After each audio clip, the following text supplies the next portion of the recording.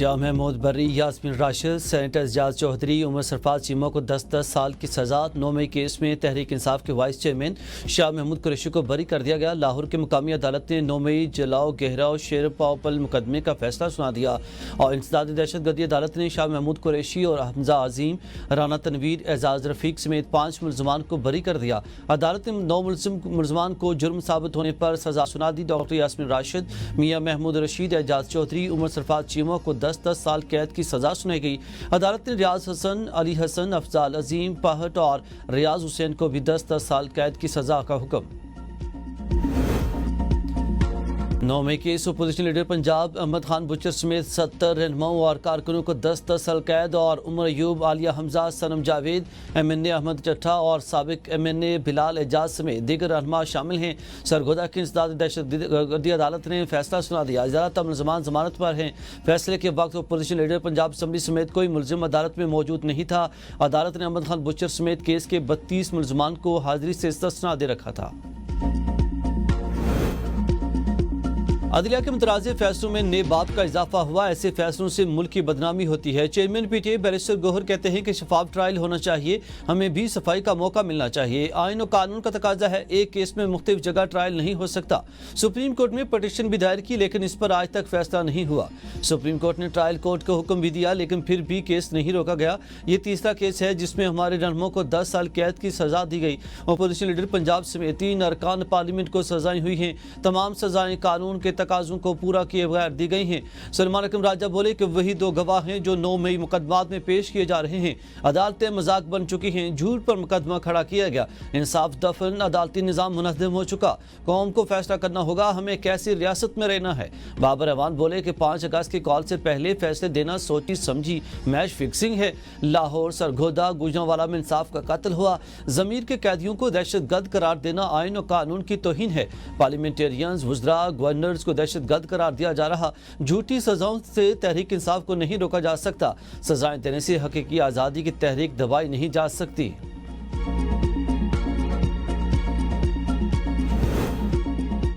کسی کارکن کو سزا ہونے پر خوشی کا اظہار نہیں کر سکتا۔ رانا ثناء اللہ کہتے ہیں کہ 9 مئی نہ کوئی افسانہ تھا اور نہ ڈرامہ۔ 9 مئی ایک حقیقت ہے۔ ایک جماعت نے ریاست کے دفاعی ادارے پر حملہ کیا۔ اگر سزا نہ ہوئی تو ریاست مذاق بن جائے گی۔ سیاسی جماعتوں کو مل بیٹھ کر مسائل حل کرنے کی ضرورت ہے۔ اگر انتہا پسندی کے راستے پر چلیں گے تو نقصان ہوگا۔ PTI سیاسی جماعت بنے اور دیگر جماعتوں کے ساتھ مذاکرات کرے۔ باہمی رابطے اور بات چیت سے معاملات بہتر بن سکتے ہیں۔ اپوزیشن لیڈر پنجاب کا سزا کا فیصلہ لاہور ہائی کورٹ میں چیلنج کرنے کا اعلان۔ ملک احمد بچر کہتے ہیں کہ 26 ترامیم کے بعد حکومت نے عدالتوں کو اپنے تابع کر لیا۔ 9 مئی کے سیاسی مقدمات میں ہمیں اس طرح کے فیصلوں کی امید ہے۔ عدالت نے سیاسی بنیادوں پر قائم مقدمے کا آئین سے ہٹ کر فیصلہ دیا۔ میرے خلاف قانونی ضابطے پورے کیے بغیر سزا کا فیصلہ سنایا گیا۔ میری نااہلی کے حوالے سے ابھی کچھ کہنا قبل از وقت ہے۔ تحریری فیصلہ موصول ہونے کے بعد ہائی کورٹ سے رجوع کیا جائے گا۔ علیمہ خان کہتی ہیں کہ بانی PTI کے خوف میں 10 سال قید کی سزائیں سنائی جا رہی ہیں۔ یہ لوگ پاگل ہو گئے ہیں، اب یہ اپنے لیے گھڑا کھود رہے ہیں۔ پاکستان میں بہترین ججز بھی ہیں۔ ایک ASI سے گواہی دلوائی جو وہاں موجود ہی نہیں تھا۔ نواز شریف ان کا خاندان پاکستان لوٹ کے لیے لے گئے اور جن کو سزائیں دینی چاہیے تھی ان کو ہمارے پر مسلط کیا ہوا ہے۔ مخصوص سیاسی جماعت کی جانب سے 9 مئی کو فساد برپا کیا گیا۔ فیصلے سے آئین و قانون کا بول بالا ہوا۔ سرگودا عدالت کے فیصلے کا خیر مقدم کرتے ہیں۔ بیرسٹر عقیل ملک کہتے ہیں کہ انسداد دہشت گردی عدالت میں تمام ملزمان کا شفاف ٹرائل ہوا۔ اگر ثبوت موجود ہیں تو قانون حرکت میں ضرور آئے گا۔ پارٹی لیڈرز کی حرکات کے واضح ثبوت موجود ہیں۔ قانون اپنے ہاتھ میں لینے والوں کے ساتھ کوئی رعایت نہیں ہوگی، چاہے MNA ہو یا چاہے MP، عہدہ کوئی بھی ہو، قانون کی نظر میں سب برابر ہیں۔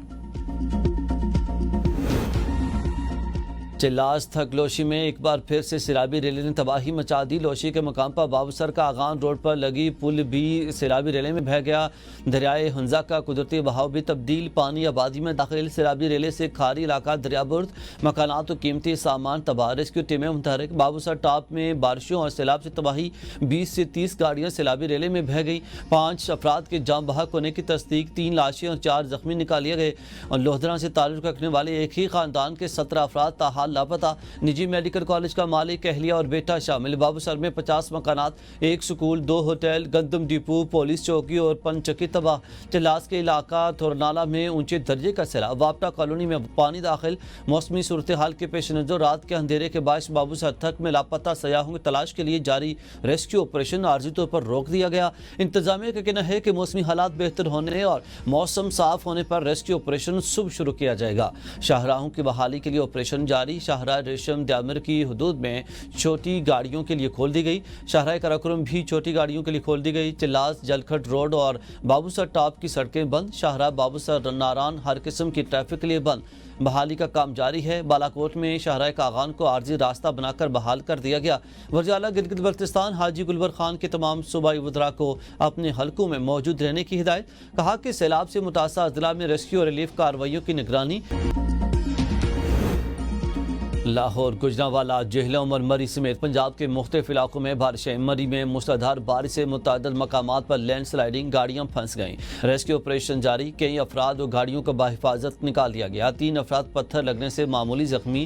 نمبروری میں بڑی چٹان سرک گئی، 2 گھر زد میں آ گئے اور خراب موسم کے باعث بجلی کا نظام بھی درہم برہم، شہریوں کو شدید مشکلات۔ پنڈ آدن خان میں نیو سبزی منڈی کے قریب تالاب میں بچہ ڈوب کر جاں بحق۔ کشمور میں گڈو براج پر دریا سندھ کی سطح بلند، نچلے درجے کا سیلاب۔ حافظ آباد میں دریائے چناب میں پانی کی سطح بلند، بیلا کے دیہی علاقوں کے مکینوں کو محتاط رہنے کی ہدایت۔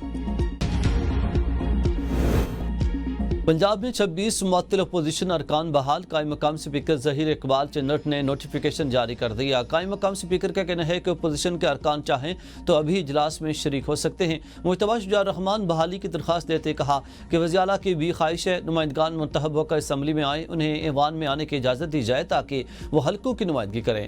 اسمبلی میں اپوزیشن کے بغیر رونق نہیں، معطل 26 ارکان کی بحالی کی جائے، جس پر قائم مقام اسپیکر ظہیر اقبال چنٹ نے نوٹیفیکیشن جاری کر کے ایوان میں لانے کی ہدایت کر دی۔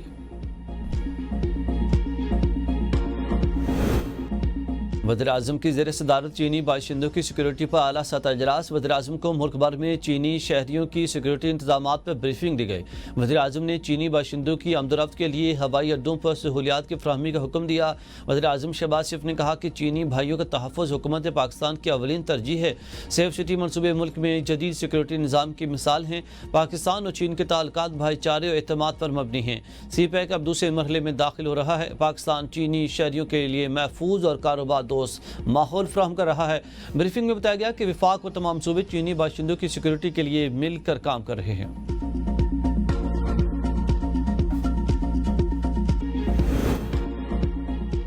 وزیر اعلیٰ خیبر پختونخوا علیمین گنڈاپور کا CMH پشاور کا دورہ، زخمی DPO اور اورکزئی خالد خان کی عیادت۔ دہشت گردوں کے خلاف مؤثر کارروائی پر خالد خان کو خراج تحسین پیش۔